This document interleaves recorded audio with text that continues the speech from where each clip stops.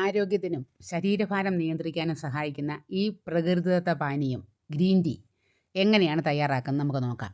നമുക്ക് 200 മുതൽ 250 മില്ലി വെള്ളം നമ്മൾ ഒരു പാത്രത്തിലെടുത്ത് നന്നായിട്ട് വെള്ളം തിളപ്പിച്ചതിന് ശേഷം നമ്മൾ മൂടി തുറന്ന് 1 മിനിറ്റ് തണുക്കാൻ വെക്കണം. എന്ന് പറഞ്ഞാൽ ഒരു 80 മുതൽ 90 ഡിഗ്രി സെൽഷ്യസ് വരെ വെള്ളത്തിന് ചൂട് മതി. തിളച്ച വെള്ളത്തിലേക്ക് ഇടരുത്. നമ്മൾ 1 ടീസ്പൂൺ ഈ കൊളുന്ത് അല്ലെങ്കിൽ തേയില നമ്മൾ അതിലേക്ക് വെള്ളത്തിലേക്ക് ഇടുന്നു. അത് മൂടി അടച്ചു വെക്കുന്നു. അടച്ച് 2 മുതൽ 3 മിനിറ്റ് വരെ വെക്കാം. ജസ്റ്റ് ഇളക്കിയിട്ട് നമ്മൾ ഇതുപോലെ അരിച്ചെടുക്കുന്നു. ഇത്രയേ പണിയേ ഉള്ളൂ. നമുക്ക് ഫ്ലേവർ വല്ലതും വേണമെന്നുണ്ട് തോന്നുന്നെങ്കിൽ ഇതുപോലെ നാരങ്ങ നീരൊരു നമ്മുടെ ആവശ്യത്തിന് പിഴിഞ്ഞൊഴിക്കാം. ഇത് ഞാൻ എക്സ്ട്രാ ചെയ്യുന്ന പണിയാണ് കേട്ടോ. സ്വല്പം തേനുണ്ട് ഒഴിച്ചാൽ സൂപ്പർ ടേസ്റ്റാണ് അല്ലേ. ടേസ്റ്റിന് വേണ്ടി ഒഴിച്ചെന്നുള്ളതേ ഉള്ളൂ. ഒരു നിർബന്ധവും ഇല്ല. ഇതൊന്നും ചേർക്കണമെന്നില്ല. നമുക്ക് വെറുതെ കുടിച്ചാൽ മാത്രം മതി. ഇതിൻ്റെ ആൻറ്റി ഓക്സിഡൻറ്റ് ഗുണങ്ങളും ഇതിൻ്റെ ഗുണങ്ങൾ അപാരമാണല്ലേ. ഏറ്റവും ശരീരത്തിന് അനുയോജ്യമായ പ്രകൃതിദത്തമായ ഒരു പാനീയമാണ് ഈ ഗ്രീൻ ടീ എന്ന് പറയുന്നത്.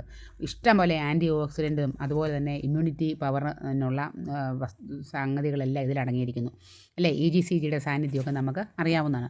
അപ്പോൾ heart health, better cholesterol, lower risk of heart disease ഒക്കെ ആണ് ഈ നല്ല പാനീയം കൊണ്ട് ഉദ്ദേശിക്കുന്നത്. നമുക്ക് ഈ റെസിഡ്യൂവിൽ ഇതിൽ നിന്ന് അരിച്ച് കിട്ടുന്ന അതുപയോഗിച്ച് നമുക്ക് വീണ്ടും നമുക്ക് രണ്ടാമതും ഒരിക്കൽ കൂടെ ഇത് ഉണ്ടാക്കാൻ പറ്റും കേട്ടോ.